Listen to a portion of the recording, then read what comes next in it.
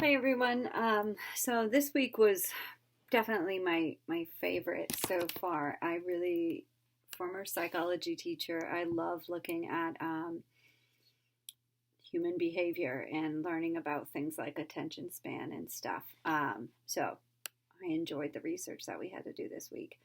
Um, some of the questions that I guess we're looking at today have to do with attention span and I myself have always thought that I'm not a regular classroom teacher anymore, but I started out as one, and I've always thought that that's one of the things that made teaching for me and from learning for my students uh, great is that I struggle with attention. I know most of us do, but some more than others, and so I really worked hard to ensure that my 80-minute blocks or whatever I was running on was not much longer than 20 minutes for everything we were doing.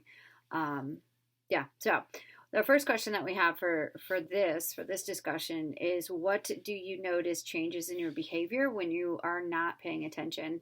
I think that everybody is probably going to say the same thing. We do a lot of things similar, but what do I notice myself? Like I don't see my eye contact break away, but it does, and I'm typically focused on something else, or I'm looking at something else, and my mind completely wanders. And then I don't know what's going on.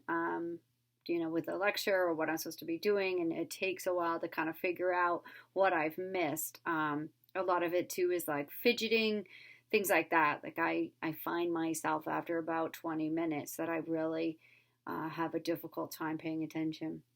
What nonverbal cues did you observe that let you know someone is not engaged? I think a lot of when I taught psychology, I would say 93%, and there's a research out there that 93% of the way we communicate is nonverbal, 7% is verbal. And we then would discuss, like, as a good classroom teacher, and we obviously are looking at like online teaching and how can we measure engagement then or paying attention in that setting. But a good classroom teacher reads the room. And, are students making eye contact? Are they sitting upright? I shouldn't say good classroom teacher, effective with, you know what I'm saying. Anyways, eye contact, sitting upright, nodding their head, showing that they're engaged.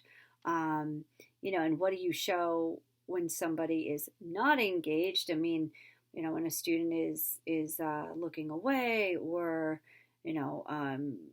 have their head down or have their head on their hand or focusing on something else, like there's a lot of telltale signs of a student or an individual that's not paying attention. And then now we're kind of looking at online and how do we know when somebody's not engaged?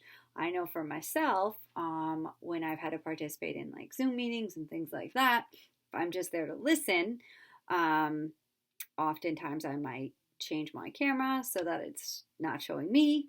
Or if it is showing me, I am looking as though I'm paying attention, but I'm doing something else at the same time.